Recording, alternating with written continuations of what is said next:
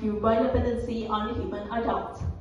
And for our task, we use two alternative for choice paradigm, and we use unfamiliar 3D objects.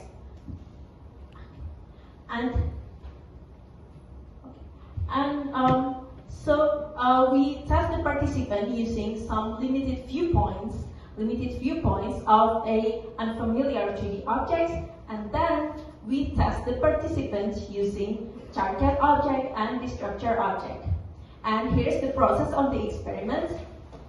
We give the participant first learning phase for a few seconds to recognize the target object, and then for the testing phase, they need to distinguish which one is the target object and which one is the structure object by pressing button. And now let's look at the performance.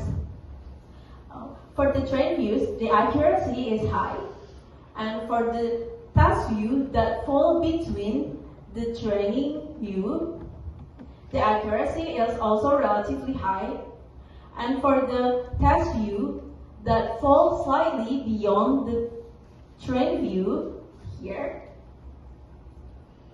it is about 15 degrees away. It is also still good.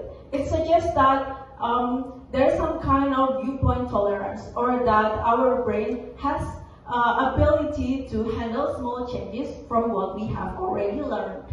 And now, what happens if we test a view that is far away from the train views and both axes at the same time?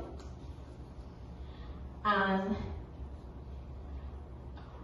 apparently, the accuracy is not dropped significantly. Apparently, the people still can recognize this object from this view relatively high, relatively okay. It means that the information from this training view, and from both axes can help our brains to recognize the object from a new viewpoint.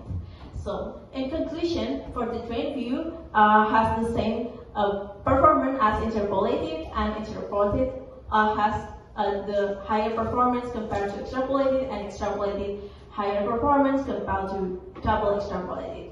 And these double extrapolated views show a slight decline in performance only despite 30 degrees offset in two axes.